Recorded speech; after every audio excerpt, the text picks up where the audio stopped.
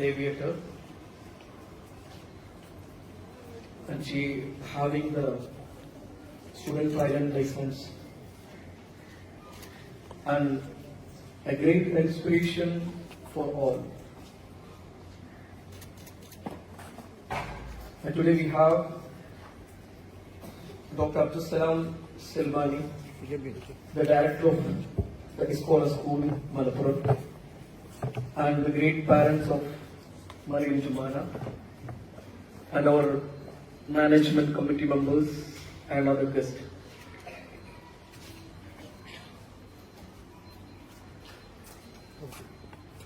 പറന്നു കയറാൻ ജുമാനക്ക് കഴിഞ്ഞു.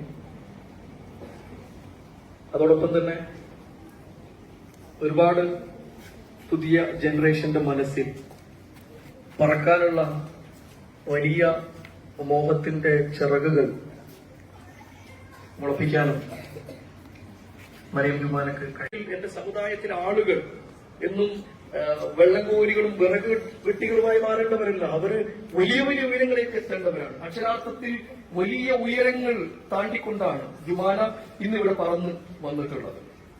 വലിയ പ്രചോദനമാണ് അത് എന്ന് നമ്മൾ മനസ്സിലാക്കുന്നു. നിങ്ങൾ ഇതിൽ നിന്ന് പ്രചോദനം ഉൾക്കൊള്ളണം. ഞങ്ങളുടെ വാക്കുകൾ ദീർഘിപ്പിക്കുന്നില്ല. പ്രചോദനം ഉൾക്കൊള്ളണം എന്ന് മാത്രം ഒന്നുകൂടി ഓർമ്മിപ്പിക്കുകയാണ്. സ്നേഹത്തോടുകൂടി മറിയം ജുമാനയെ ഈ പരിപാടിയിലേക്ക് സ്വാഗതം ചെയ്യുന്നു. അതോടൊപ്പം തന്നെ ജുമാനയുടെ മാതാപിതാക്കളെ, അതുപോലെ തന്നെ ഡോക്ടർ അബ്ദുൽ സലാം സൽമാനി അവറുകളെ, അതോടൊപ്പം തന്നെ ഇവിടെ കൂടിയിട്ടുള്ള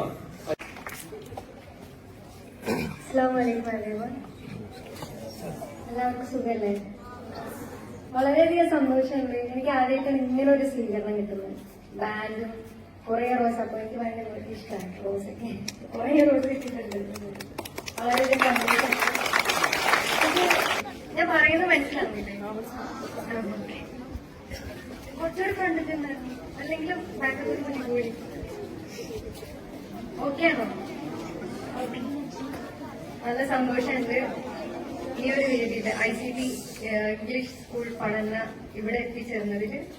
ക്ഷണിച്ചതിൽ പ്രിൻസിപ്പളിനും ഈ PTA അംഗങ്ങൾക്കും എല്ലാവർക്കും നന്ദി. എനിക്കൊന്നും പറയാൻ, ആർക്കൊക്കെ ഇവിടെ പല പല ആഗ്രഹങ്ങൾ ഉണ്ടാവും അല്ലെ? ഡോക്ടർ ആവണം, എഞ്ചിനീയർ ആവണം, പൈലറ്റ് ആവണം എന്നൊക്കെ. എന്റെ ആഗ്രഹം ആർക്കെങ്കിലും ഉണ്ടോ? പൈലറ്റ് ആവണം എന്നുള്ള ആഗ്രഹം ഇവിടെ ആർക്കൊക്കെ? അല്ല, ഇവിടെ കുറെ ഭാവി പൈലറ്റ്സ് കുറെ ഉണ്ടല്ലോ. ഇവിടെ വലിയ മക്കൾക്കൊന്നും പൈലറ്റ് ആവണ്ട. നിങ്ങൾക്ക് പിന്നെ എന്താവണ്ടേ? ഡോക്ടറോ എഞ്ചിനീയറോ എന്താവണ്ടേ? ഒന്നുമില്ല, ഒരാഗ്രഹമില്ലേ? എന്ത് ആരെങ്കിലും പറയാൻ? പോലീസോ? ഡോക്ടറോ? എല്ലാവർക്കും ആവാൻ സാധിക്കട്ടെ. പിന്നെ ആഗ്രഹങ്ങളില്ലാത്ത കുറെ കുട്ടികളുണ്ടാവും. പിന്നെ എന്താണെന്ന് പറയാൻ നമ്മൾ ആഗ്രഹം ഇങ്ങനെ മാറിക്കൊണ്ടിരിക്കും. അതെനിക്കുള്ളൊരു സ്വഭാവം ആയിരുന്നു. എനിക്ക് 10ാം ക്ലാസ്സിലായി ഒരു പൈലറ്റാണെന്ന് ആഗ്രഹം തുടങ്ങിയത്. അതിന് മുന്നേ വേറെ പല ആഗ്രഹങ്ങളായിരുന്നു. പിന്നെ ഞാൻ ഇങ്ങനെ ഫണ്ട് ചെയ്യും. ഞാൻ എന്ത് ജോലി എടുക്കുക എനിക്ക് കണ്ടെത്താൻ പറ്റുന്നില്ല.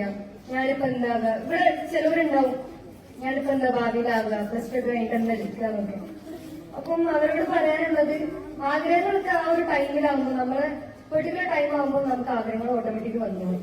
ഓക്കെ, അപ്പൊ നമ്മൾ ആകാശത്തോളം സ്വപ്നം കാണും. ഞാൻ ആകാശത്തോളം സ്വപ്നം കാണുന്നു. ഞാൻ ചെറിയ കാര്യങ്ങളൊന്നും അല്ല സ്വപ്നം കാണും, വലിയ വലിയ കാര്യങ്ങൾ ഞാൻ സ്വപ്നം കാണും. എന്നിട്ട് അതായത് വേറോ ഇല്ലേന്ന് എനിക്ക് ഉറപ്പില്ല. അപ്പൊ ഞാൻ 10th പഠിക്കുമ്പോ ഞാൻ പാരന്റ്സിനോട് പറഞ്ഞു എനിക്ക് പൈലറ്റ് ആവണം എന്നുണ്ട്. എക്സ്പെൻസീവ് ആണ്, എനിക്കറിയാലോ, അത്യാവശ്യം ലക്ഷങ്ങൾ മുടക്കി ആവേണ്ട ഒരു കാര്യമാണ് പൈലറ്റ് എന്ന് പറയുന്നത്. അത് മാത്രം പോരാ, പൈസ മാത്രം ഉണ്ടായിട്ട് കാര്യമില്ല, അത്യാവശ്യം നല്ല പഠിക്കാനുണ്ട്. അപ്പം ഒരു നേച്ചറൽ ബ്യൂട്ടി കണ്ടിട്ട് ഒരു ജോലി ചെയ്യാനാണ് എനിക്ക് താല്പര്യം. അല്ലാതെ ഇങ്ങനെ ഓഫീസ് റൂമിൽ ഇങ്ങനെ കമ്പ്യൂട്ടറിന് മുന്നിൽ ഇരുന്നിട്ട് ആ ഒരു ജോലി എനിക്ക് ഇഷ്ടമല്ല. അപ്പൊ അതുകൊണ്ടാണ് ഞാൻ ഒരു പൈലറ്റിന്റെ ഫീൽഡിലോട്ട് വന്നത്. പിന്നെ ഞാൻ പാരന്റ്സിനോട് പറഞ്ഞപ്പം അവര് കുറച്ച് പറഞ്ഞു ഫിനാൻഷ്യലി നല്ല പൈസ ഇതാക്കിയുള്ള നടക്കുള്ളൂ എന്ന് പറഞ്ഞു. പക്ഷെ ഉമ്മ പറഞ്ഞു നമുക്ക് എന്തുകൊണ്ട് സാധിച്ചുകൂടാന്ന് പറഞ്ഞു ഉമ്മ. അത് പിന്നെ +1 +2 കഴിയട്ടെ, അതിന്റെ മാർക്ക് അനുസരിച്ച് നമുക്ക് നോക്കാന്ന് പറഞ്ഞു. അപ്പൊ ഞാനാണെങ്കിലും എക്സാമിനായിട്ട് പഠിക്കുന്ന ഒരു കുട്ടിയാണ്. എക്സാമിനായിട്ടെന്നല്ല, എക്സാമിന് നമ്മളിപ്പോ എല്ലാ ദിവസവും പഠിക്കുമോ? ഇല്ലല്ലോ, എക്സാമിന്റെ ആ ഒരു സമയത്തല്ലേ പഠിക്കാം. പക്ഷെ എക്സാമിന്റെ തലേന്നൊന്നല്ല കേട്ടോ ഞാൻ പഠിക്കുന്നത്, 1 മാസം മുന്നേ തന്നെ പഠിക്കും. അപ്പൊ നിങ്ങൾ +1 +2 ഒക്കെ എത്തുമ്പോൾ തന്നെ നിങ്ങൾ 1 മാസം 2 മാസം മുന്നേ തന്നെ പഠിക്കാൻ തുടങ്ങും. അങ്ങനെയാണെങ്കിൽ ഞാൻ എനിക്ക് കഴിയുന്ന മാർക്കൊക്കെ ഞാൻ വാങ്ങി. 10ാം ക്ലാസ്സിലും +1 +2 അത് ഫുൾ A+ ഒക്കെ ആയിരുന്നു. അപ്പൊ എനിക്ക് കഴിയുന്ന മാർക്ക് ഞാൻ വാങ്ങിച്ചു കൊടുത്തു. അപ്പൊ പാരന്റ്സ് പറഞ്ഞു നമുക്ക് ഇതന്നെ നോക്കാം പറഞ്ഞു. അപ്പൊ എനിക്ക് അപ്പോഴും ഡൗട്ടായിരുന്നു. +2 കഴിഞ്ഞ ശേഷം ഞാൻ കോഴിക്കോട് ഒരു തിയറി അക്കാദമി ജോയിൻ ചെയ്തു. നമുക്ക് 6 സബ്ജക്ട്സോളാണല്ലോ എഴുതാൻ. അപ്പൊ ആ സബ്ജക്ട്സ് പഠിക്കാനും വേണ്ടിയിട്ട് തിയറി അക്കാദമി ജോയിൻ ചെയ്തു. അപ്പോഴും എനിക്ക് ഡൗട്ടാണ്, ഇതിലോട്ട് എത്തിച്ചേർന്നിട്ട് എനിക്ക് ഡൗട്ടാണ്, ഞാൻ പറക്കില്ല എന്നൊക്കെ. പിന്നെ 6 മന്ത് തിയറിക്ക് ശേഷം പിന്നെ എക്സാം ഒക്കെ ക്ലിയർ ചെയ്തു. പിന്നെ ഫ്ലൈയിങ് സ്കൂളിൽ ജോയിൻ ചെയ്തപ്പം ഞാനും മാത്രമേ പോയത്. അതാണ് ഞാൻ മഹാരാഷ്ട്രയിൽ അപ്പൊ ഫ്ലൈ ചെയ്യുന്നത്. അപ്പൊ ഞങ്ങൾക്ക് മധ്യപ്രദേശിലും ഉണ്ട് ഫ്ലൈയിങ്, മഹാരാഷ്ട്രയിലും ഉണ്ട്. അപ്പൊ ഈ എക്സാംസ് കാര്യങ്ങളൊക്കെ മധ്യപ്രദേശിലാണ് നടക്കുക. ഞാനും മാത്രമാണ് പോകുന്നത്.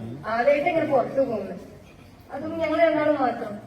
അപ്പൊ ഞാനൊരു ഗവൺമെന്റ് സ്കൂളിൽ പഠിച്ചൊരു കുട്ടിയാണ്. ചെറുപ്പത്തെ 1st സ്റ്റാൻഡേർഡ് മുതൽ 12th വരെ ഗവൺമെന്റ് സ്കൂളിൽ പഠിച്ചത്.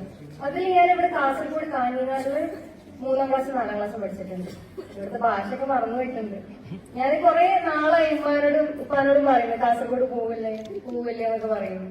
കാരണം ഞാൻ അന്ന് വന്നതാണ് 3ാം ക്ലാസ് 4ാം ക്ലാസ് പഠിക്കുന്നത്. ഇപ്പം 8ഓളം വർഷമായി ഇവിടെ വന്നിട്ട്. പക്ഷെ എന്നാലും എന്റെ കൂടെ പഠിച്ച കുട്ടികളൊന്നും എനിക്കിപ്പോഴും ഓർമ്മയുണ്ട്. അത് എന്താ അറിയില്ല, ഒരു സ്പെഷ്യലായിട്ട് മേ ബി ഇങ്ങോട്ട് വന്നുകൊണ്ടായിരിക്കാം. ബാക്കി ഒക്കെ ഞാൻ മലപ്പുറത്താണ് പഠിച്ചത്. അപ്പം ആ ക്ലാസ്സും എന്റെ ക്ലാസ് ടീച്ചർ പേരും എല്ലാം എനിക്ക് ഓർമ്മയുണ്ട്.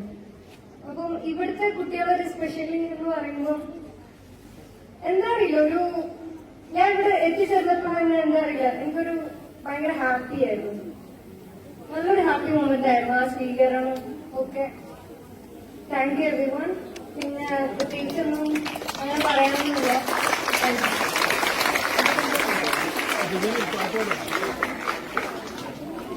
പാട്ട് കാണുന്ന എന്റെ പാട്ടൊക്കെ മുന്നേ ആരും കേട്ടിട്ടുണ്ടോ? ആരെ കേട്ടോ? മറിയം ജുമാന ചാനലുണ്ട് യൂട്യൂബില്. ഏത് പാട്ടാ കേട്ടെ? സജ്ജികരാവട്ട. ആ, ഏത് പാട്ടാ കേട്ടെ? ഓർമ്മയില്ല? ആയിക്കോട്ടെ.